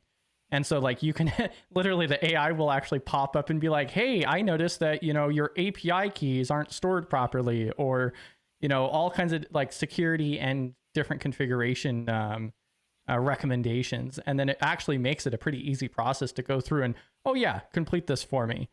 That scares the hell out of me. Yeah, that's the problem. It's now we embedded AI into every aspect of it. So now we can then maneuver in and go, okay, what does this AI do? Can I manipulate this AI? Can I see the subroutine and the code behind it and manipulate it to do what I want to do? And the answer is yes. But but like you said, I think that's the chase we're doing. Like, since we done gave all the front end AI, they like, well, let's give some AI to try to help them because the training yeah, run. So they try to give you AI to help you, but it's like, yeah, you might be helping us too much. Go ahead, Adrian. that word automation, everybody wants it automated. I'm like, it's not everything you really want to automate. There's certain things you really don't want to automate. So now automate everything. I'm like, okay. And when you say automate, you never put security, automate in tandem with security. Now it's automate everything and let it run. Not automate this, but in tandem with security, know what's because why are all these companies being hacked every single day? Why is a big company like Amazon all this being and if these companies are being hacked, what of the medium and mom and pop companies? That's a joke. I, And even with the cloud system, promise you, the cloud system is only as good as your system you have, your personal system itself. I think it really comes So down to money and awareness. So yeah, true. Money and awareness, but again, not everybody. The awareness part is do do people really care? Because even the big companies, they just care about you implementing and make sure the money comes in.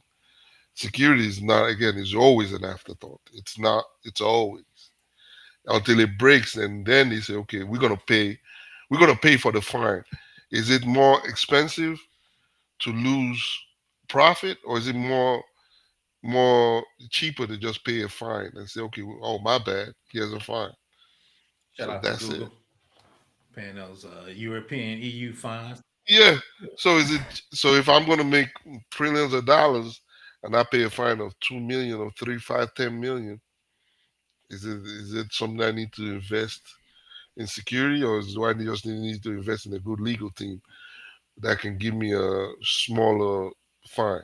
Fines. I mean, That's the question. it's just like looking at these different frameworks. Like, do you want to be secure? Do you want to SOC 2? Like, the company just wants to get this piece of paper for business needs. They're not as worried. Like, the vast majority don't actually care. Like, they do what they have to for compliance. And I think that's why the industry, at least on the GRC side, still has kind of a bad knack per se for checkboxing. And it's disappointing. I mean, that's one reason why, like, I personally would like to see like federal requirements for security best practices and not just these state ones. It's not gonna matter. But shut up. I got your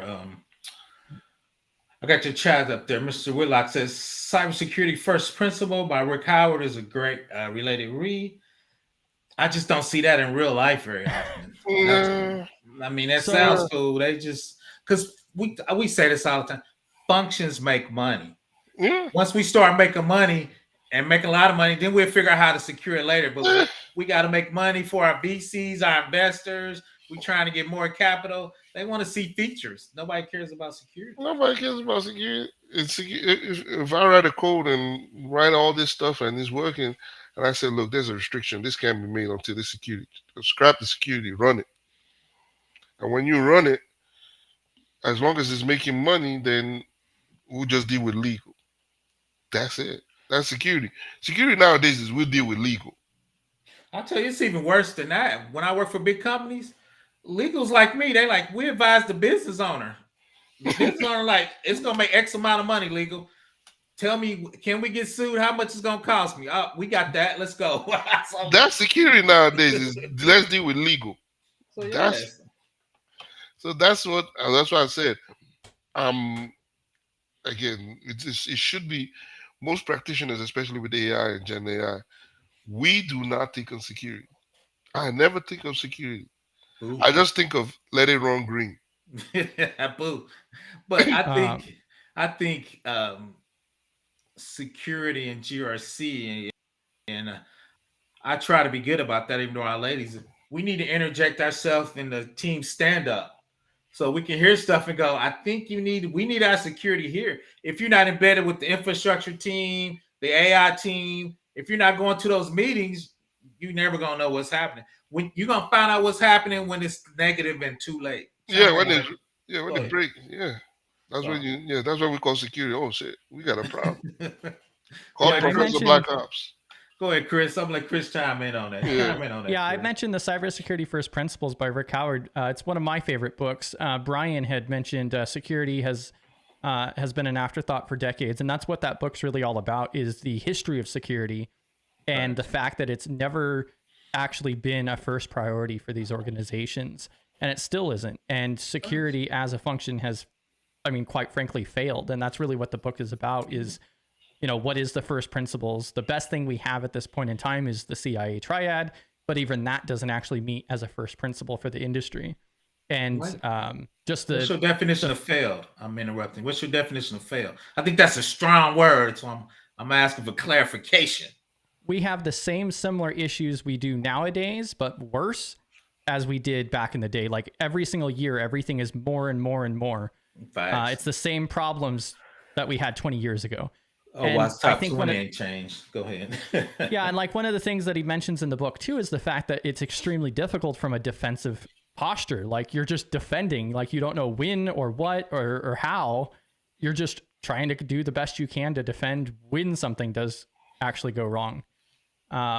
So, I mean, that's like one of the leading reasons of it. But at the same, and then also all the new technology was another mention in the book too, because with all of this new technology, it's also not being built with security in mind from the get-go. And so this new technology is great, but like then there's still security issues, just like we saw with AI and still going on with AI. A lot of the different ethics and security concerns weren't even being addressed from the get-go. And a lot of them still exist. So. No, I agree with that. But once again, I think for me, I think fail is strong, but I definitely get what you're saying. For me, it's the business owner saying, this is what we're going to do. We're going to make much. We want to make this amount of money. Then we come in after the fact. I think we're doing a great job because we get brought in after the fact. So, but I get what you're saying. I think until that mindset changes, but I don't see why it would change, to be honest. If I can make 100 million and get fined for 20 million, I'm gonna do that all day, man. Well, exactly. And that's what it really comes down to. And like the main reason why I use fail is because like the objective is to, you know, actually defend the systems. And like we still have all of these hacks and data breaches and so forth. And I mean, the surprising part to me is like a lot of these techniques existed decades ago and still exist to this day. And it's just like Xavier mentions in chat too, is that folks are still falling for African print scams. Facts. Yeah. Which, like you mentioned, the mindset, I think that is what it comes down to. And that's also one of the big drivers for my passion with GRC is that translation from the technical to the business end and, you know, trying to drive that change to some extent. Yeah.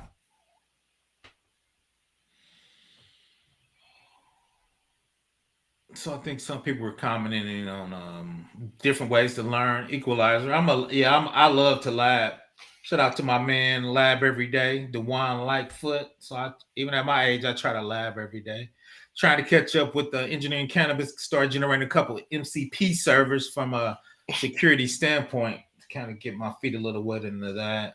Yeah, N8N is a great way to just create a whole workstation, run a couple of MCP servers, attach it with some of the AI tools, especially the ones with OpenAI and Claude, and run it and see how it works and see how it breaks and go from there. But N8N and Diffie, those are the two stuff I play around and learn all that MCP servers and rags and all that stuff, implement. But yeah, but I say everybody just needs to learn how all this works and how security can aid. But to be honest with you, I won't lie to you, it doesn't come to mind. It's when it breaks and I know there's something hacking it, I'm like, oh, I need to call security. But apart from that, money coming in, so roll it. Yeah, I think part of it, me and Chris been talking about that yesterday, and shout out to Steph. When you bring in software and you do risk assessments, and when people are talking about what AI tools to use, we should be putting frameworks around there, talk about data governance, how we can control it, but we never do because we're trying to get our proof of concept done. So But all of that we need this from a security perspective, risk analysis standpoint. But once again, that's the C-suite needs to communicate with each other and push that down. Yeah. So a lot of times the VP of finance, we trying to make this money, man. We'll let you worry about security later. So. Later, yeah. Is it working yet? Do we have proof of concept yet? Money coming in yet? Okay, keep it running. Did it break? No. Okay, let it run. So until the expense of not using security becomes as expensive as profit, then you see more changes. But right now, the compliance level is not expensive as making profit. So it's like, okay, I'm gonna break him off less than 1% of my profit margin if I'm fill up in security. So break them off that less than 1% and let me run it. And that's why every time you see people getting hacked, all these credit unions, all these credit scoring companies, they get hacked every year, and they just pay a fine. Just break them off 1% of our total revenue. They will be good. It's in the budget. They know it's going. It's even in the budget now. It's in the budget now. They'll break them off. Yeah, they know. Break the government a piece. And they know. Shout out to Steph. Data classification. Yeah, part of data governance, you got to have your data classification. Hopefully, you're tagging stuff. Then you can put some logic around if this data element has this classification. Only these groups and team members can see it, right? But that's hard too. Part of the data swamp is because you don't have data classification because you just dump and whole databases in there from a data engineering standpoint. Yeah. I'm about to hop out real quick. But all right. I appreciate you, Engineering Cannabis. That's our AI expert. He does this for real life, so we definitely love when he comes up. We'll definitely chat Engineering Cannabis. I appreciate you. Thanks, man. Let's see. One thing still worries about on keys, the whole potential to harvest now, decrypt later. Yeah, that's big, especially like he said, when quantum computing come out, they're going to break all of that shit. You ain't going to need the keys. So facts. Yeah, I mentioned that because Steph had mentioned, how you can go with an Enterprise Plus plan and use your own client-side encryption. But like, it still scares me. I mean, of course, it depends on the data classification, but still, like, one of the I was actually reading an article the other day about the different internet lines under the ocean and so forth, and it's not just the United States who has access to that. Oh, facts. Now we have dark AI trained on hack or credit. Oh yeah, the dark web and dark stuff. But no, I think what we're talking about, just trying to get ahead of AI. It's so new. And well, like with anything, when credit cards first came out, we were behind. So I think it's just, part of that. So I think that's all together. So I think once again, we need to, as GRC, kind of get a better understanding of AI, when to use it, the different pieces. Like I know what MCP servers are, but I don't know how, once again, are we sticking them? Are we locking it down? How are we doing data governance? What does it have access to see? Because if I'm thinking MCP servers, they just giving it admin rights so it can get to where it needs to get to. Probably getting the stuff it should be able to get to, right? But that's part of our security review is what are those MCP running as user and what access do they have to? Oh, no, facts. Hard to get ahead with little to no regulation. No, that's a good point. You got anything else, Mr. Whitlock? No, not really. Your next stream's gonna be Tuesday? What are you doing then? The one we talked about, I'm doing the NIST 160 because I didn't have a video on 160, so I'm pretty sure I'm gonna do 160. I want to be. I just didn't see the video scheduled. Me, I'll be last minute, man. I'll be doing a video the same day. I need to do that ahead of time because I think that help my algorithm get pushed out more. I'm just not that organized, especially, I have a body of knowledge, so I only need about 3 or 4 hours to put together a slideshow. Is that Tuesday, 7 p.m. Eastern? Yes. Yep. Damn. Trying to be more consistent. Gonna do the 150, and I think I'm gonna do. I'm sorry, 160.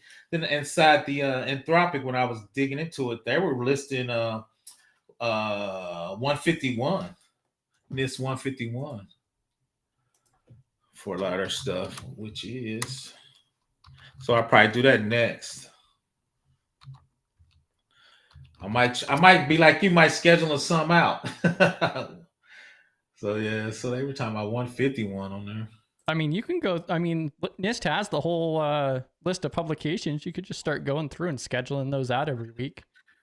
I thought about it, but some of them I don't want to do. Some of them was like, you know, the microscope or something.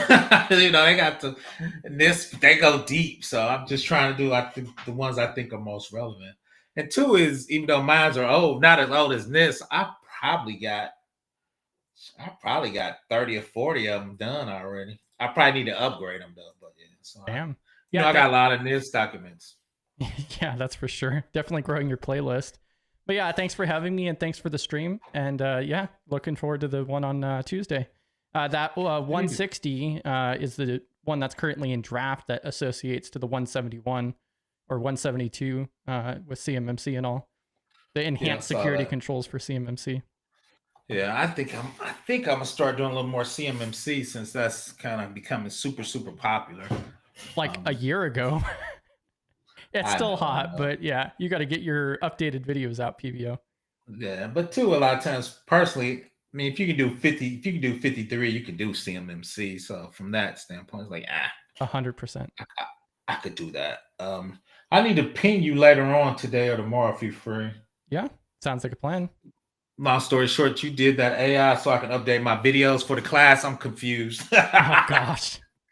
I'm always confused. But once again, I want to appreciate my man Chris for joining us. I want to appreciate everybody for coming through. Hopefully we're gonna make this our time. We're gonna get the Friday lunch and learn with the Tuesday with not late night with PBO, regular time with PBO 7 p.m. So if you got any things you want to talk about, you know how to reach me. I'm usually hanging out with my man Chris and studying GRC's Discord. So most people in here know me.